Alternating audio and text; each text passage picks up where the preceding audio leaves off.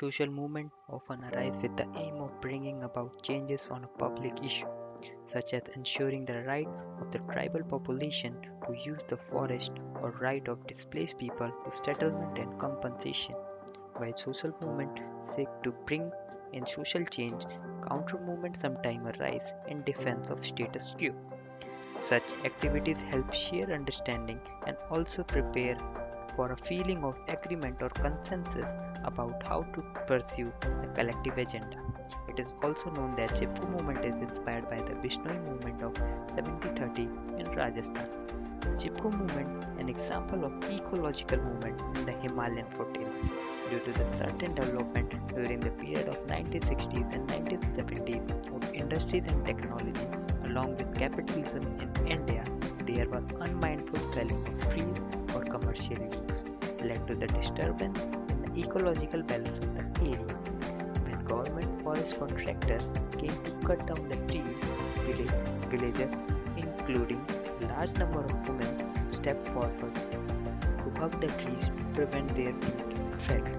At stake was the question of villagers' subsistence.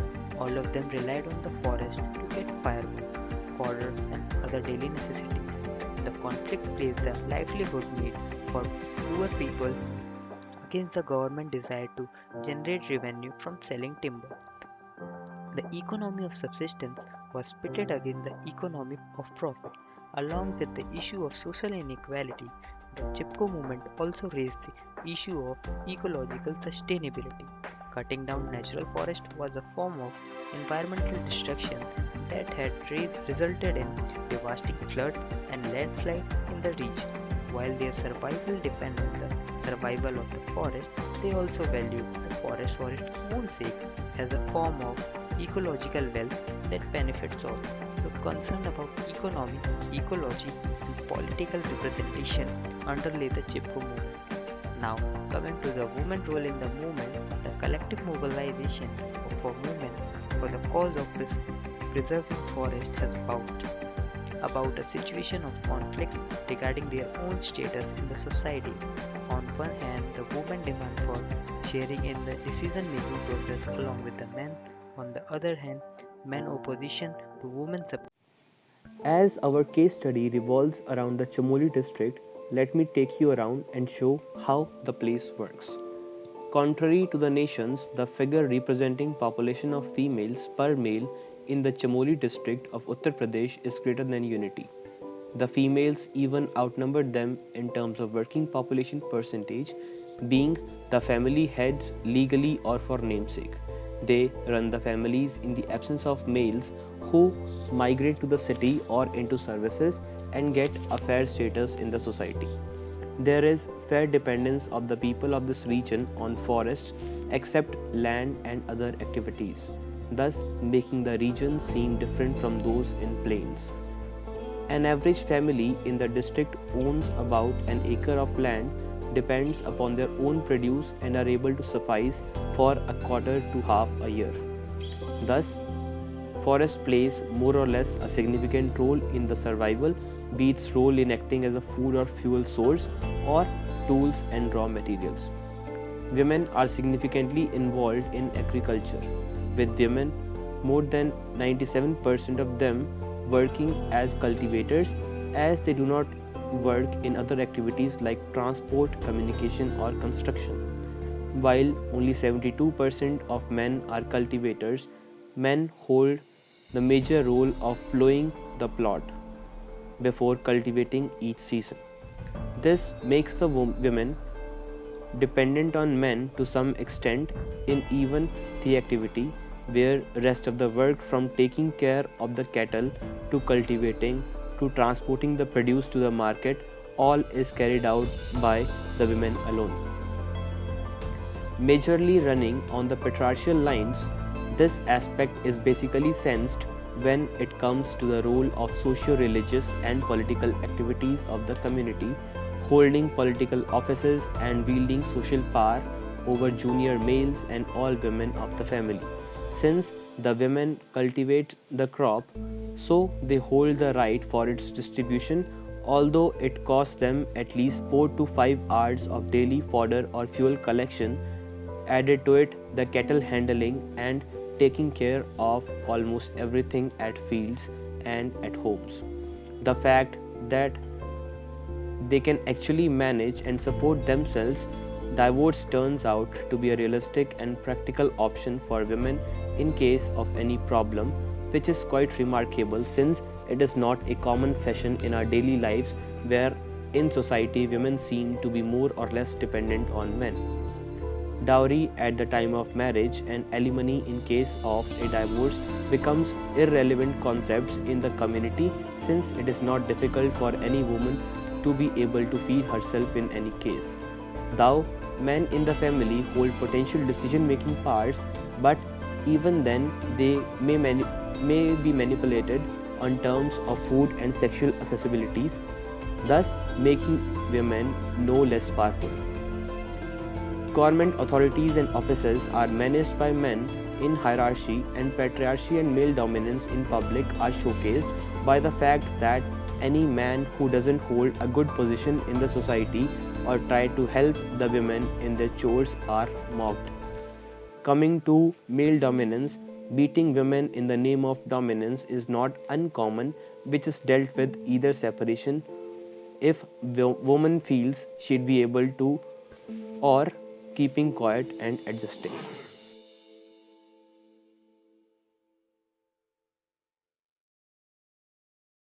Huge degradation forced men to look for alternate, and they became aware of the dire need of employment generation due to the social stress. Meanwhile, influenced by Gandhians, some alcoholism agitation occurred in mid 1960s. It was this time, 1964. With cooperative Dasholi Gram Sarvodaya Mangal DGSM was set up by some Sarvodaya workers for both skilled and non-skilled ones. Initially, their focus was on employment generation through some forest resources.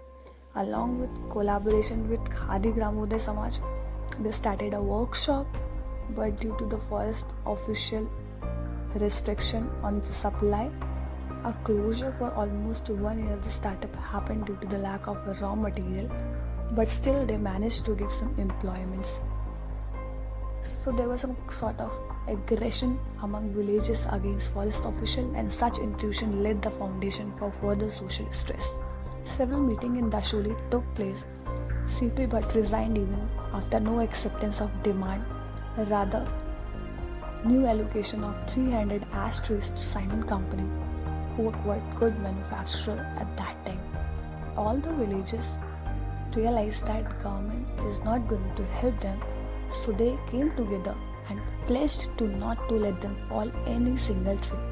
This further led to one of the biggest social movements on April 24, 1973, where people singing songs, beating drums started marching towards Kopeshwar, and after this, due to the high pressure on official because of the uncontrollable situation, whole permit was given to DGSM. Story of success started. On June 20, 1973, another local leader, Kedar Singh Rawat, he joined hands with Sarvodaya workers and organized the Chipko movement. Here, villages kept a vigil on trees until December 1973, till last date of validity of company's permission. This out of the needs of people in hill areas. Long story of movement grew. Group members decided to spread the message to whole region of Himalayas. On October 25, 1973, 120's footstep march began by another very active social activist at that time, Sundarlal Bahuguna. According to workers and local people, mountain didn't benefit from government scheme after China war.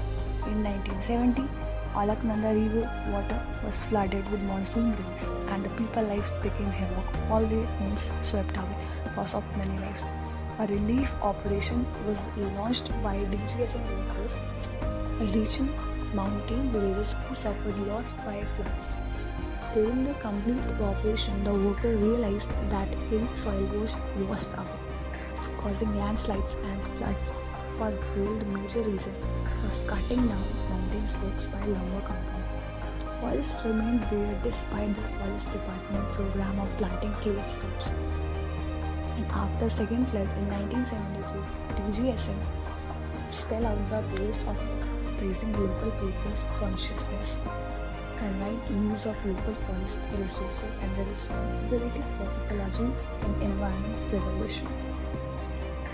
The customary rights over minor forest produce was also one of the major issues that connected large number of population, majorly included women. Here DGSM started observing the sad plight who lost cattle and lives. Then CP Bhatt and his companion gave an insight into women's problem and started direct contact with them for the preservation of environmental. Although our country is male-dominating country where most of the action are taken by the men, but women has also shown their impact and importance at times. Chipko movement was the one where women showed what they can do when it is needed. The effort of India for national economic development paved more and more trees being cut down in order to export wood to obtain foreign currency in exchange. As a result, hilly soil was washed away, causing landslides, floods, and accumulation of sediments in the rivers downstream of the hills. Crops and even houses were destroyed. Women were forced to go and look further and further for timber and water. After all, it was women who were the biggest victims of India's deforestation policies. These harmful deforestation policies gave rise to a movement referred as the Chipko movement. The Chipko movement itself has acquired two distinct streams of thought, personified by its two leaders. One was C.P. Bhatt from Gopeshwar, who pioneered the movement, and the other was Sundarlal Bahuguna from Siliara in the Theri region. When the Forest Department announced an auction of almost 2,500 trees in the rainy forest overlooking the Alaknanda River, which had flooded in 1970, Bhatt reminded the villagers of the earlier flood and warned them there could be more landslides and more floods if the remaining forest is being cut down. But who listened to him? The event showed it was women rather than men who got his message. Here comes how the women of the village participated and takes the main role in the movement. There are two events which happened in 1960s in Dongri village and in Reni village, which describe the role of women participation to prevent the cutting down of trees. According to Bhatt, the event at Dongri Pentoli village meeting held between the members, all male of the village council and the official of the horticulture department have decided that the oak forest near the village would be given to the horticulture department for felling. The department in turn would provide the villagers with a cement road, a secondary school, a new hospital and electricity for their village.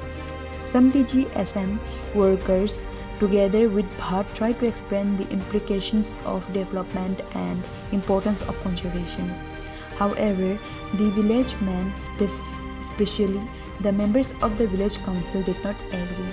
They maintained that a school, a hospital and a road and electricity were far more important for the village than a few hundred trees. But local women were the one who listened to Bhatt and decided to hold a Chipko demonstration if anyone tried to fell the trees.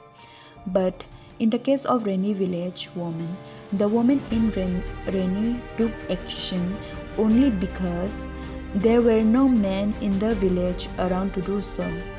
Women took charge of the scene only in the absence of men, but once they did take charge, they have also succeeded in preventing the cutting of trees. In Dongri Pentoli, by contrast, rather than merely taking a decision in the absence of men, the women stood up against decisions made by their own men. Although they faced opposition from men, they held to their conviction. This certainly marked a major step forward in terms of women's role in the Chipko movement. What we can conclude from these two stories is the women of the village did not only save the trees, but also the women who participated in the Chipko movement have become aware of their potentialities and are now demanding a share in the decision making process at the community level.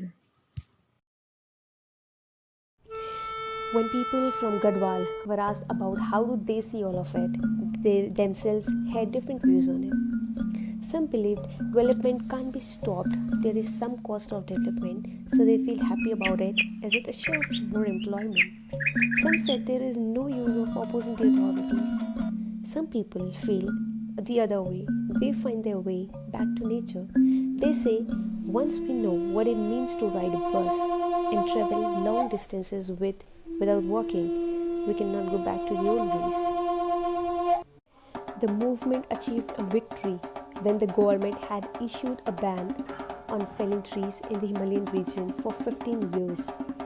Forest Reservation Act came forth in 1980, which stated no non-forestry act in the forest lands.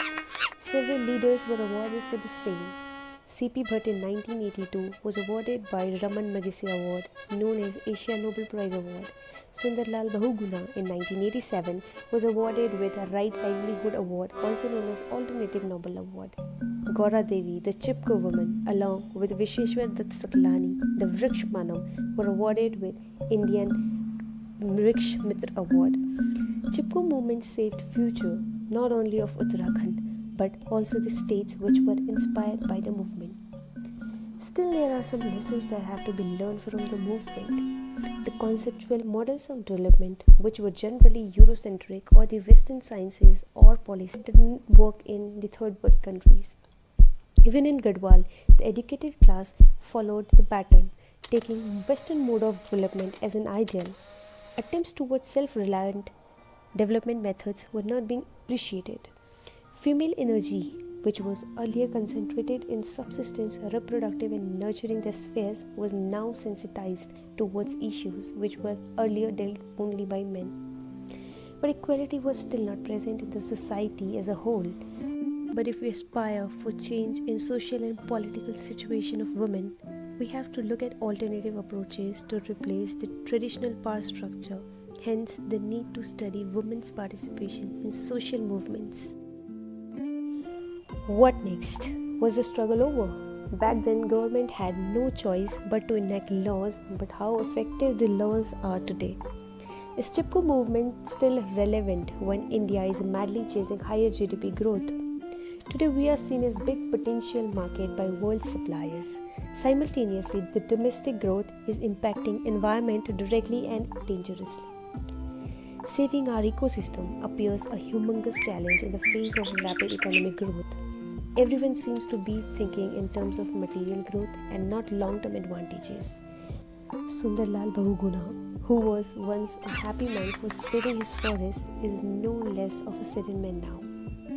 Something the poor and illiterate men and women did 4 decades ago when the climate conferences were nowhere in the distant future. Bahuguna feels his struggles has not ended yet. He said, if he had to die for the cause of the movement, he and his companions were ready for the same. He didn't know what is coming in the future, but he knew that rivers, birds, and trees made human life better.